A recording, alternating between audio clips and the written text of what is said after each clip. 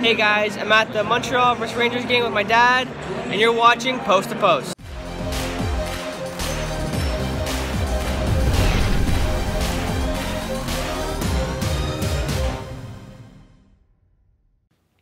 Hello and welcome to Post, the channel where we discuss all things hockey and all teams. Another trade to discuss happened this morning. Rick Nash has gone to the Boston Bruins. So I'm going to read the trade first. The Rangers acquire a first in 2018, a seventh in 2019, Bolesky with 50% retained salary, Ryan Spooner, who is an RFA, and Ryan Lindgren the rights to sign him. And the Boston Bruins acquire Rick Nash with a 50% retained salary. Just on the top here, who do you think wins this trade? I think Boston. Really? Okay, I think New York. No, Boston needs that extra piece. New York can't make use of any extra pieces right now. So in the short term, Boston's making a push, and the Rangers are selling. So yeah, I think Boston wins definitely short term. Short term. He's going to be great for them in the playoffs. He's a wonderful addition to their lineup. Mm-hmm. He's not the same player he used to be, but I believe that he will have some positive influence on the team for sure. Yeah. But they gave up a lot, especially for a rental UFA. Rick Nash is going to be UFA here, that he could go back to New York in 4 months. Mm-hmm. So, but the Rangers acquire first, a seventh, and then 3 players, and one being Ryan Spooner. Now, I don't know if they retain Spooner going forward and sign him, or if they flip him, kind of like what Ottawa plans to do with Ian Cole. There's an opportunity for the Rangers to use Ryan Spooner as a piece to get another pick back or something like that. So it's going to be interesting going forward. I do believe the Rangers win this trade long term. As soon as 4 months from now ends and we get into that 5th month, yeah, Rangers win. I really like what the Rangers are doing right now, getting in just a whole bunch of picks, shipping out a bunch of stuff. I think it's a brilliant move, and I wish the Canadians were doing the same. Although they kind of did it today with Plekanec. But if Rick Nash scores the winning goal in overtime in Game 7 against the Nashville Predators in the Stanley Cup Final, Boston will have won the trade. Boston will have definitely won the trade. Yeah. But even then, only for another 3 weeks. Have you released your prediction for the West then? Assuming Vegas is going to get to the finals. I said the Predators, but oh yeah, Predators. Sorry. But I hope Vegas gets to the finals. Actually. Yeah. There's an interesting thing happening here with the names. Yes, this is cool. So, Nash goes to Boston. There's already a Nash on the team, Riley Nash. Well, they both have the same initial of the first name. First 2 initials. So R-I-C-K, R-I-L-E-Y. What are the back of the jerseys going to say? Yeah, Rick and Riley? Maybe. I don't know. But yeah, because it can't be R Nash. That doesn't... Can't be R Nash, no. It's going to be interesting. It's going to be interesting.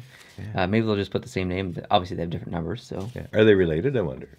I don't think so, but never know. Maybe everyone's related if you go back far enough. You keep telling me that. Yeah, it's true. Yeah. So interesting trade. Surprised that all these trades have happened before the trade deadline. Like, can you imagine if that Ottawa trade had have happened on Monday? Oh, the complexity that was with that trade. If that had happened on Monday, it would have been a logistical nightmare to get that done before the 3 o'clock deadline. What often happens on trade day is we might not get notified by 3 o'clock. Yeah, sometimes they roll in afterwards. Because they go to the league first. Yep.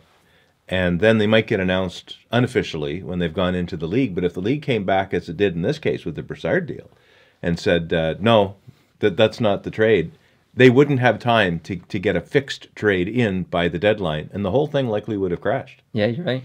So they better, and maybe this is why they're doing it now, just in case there's anyone in New York going, it's true. No, you can't do that. Yeah, it's true. It's true. I'm wondering a couple of things. I'm wondering if tomorrow is going to be like non-existent in trades.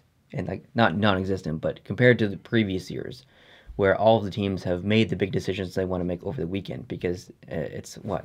I don't have a watch. But what time is it?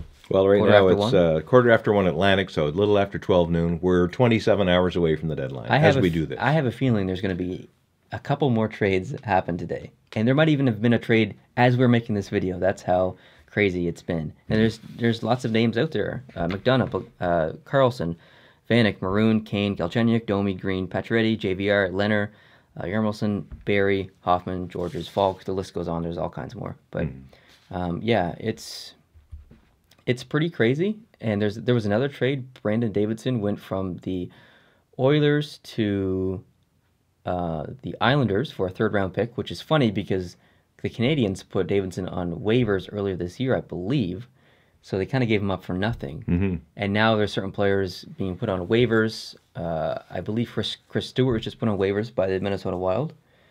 And I think Odulia was maybe just put on waivers. Oduya and Burrows by Ottawa on waivers. Really? Just announced. Yeah. They couldn't make a trade for, and no one wanted Burrows? I guess not. I guess when you need someone in the head, that's kind of not the attitude that you want in the playoffs. That's right. That's right. Liability. No, Bruce Garriock just tweeted that Burrows Burrows and Oduya were on waivers. There was some chatter yesterday about Oduya not being in the lineup in last night's game or yesterday's game against Philadelphia, thinking that he was about to be traded, but actually he was about to be waived. Man, that's crazy. That's very interesting. Very, very interesting. It's not just the trade deadline tomorrow; it's the signing deadline for players off waivers and things like that to lock people in. Even players that have just finished the Olympics, they can still be brought in and signed to an NHL contract by 3:00 on Monday Eastern time. Players like Giunta, Kelly. Yeah, a lot of talk about Kelly. Yep, definitely. And Giunta, why not? You know, he's still got some stuff.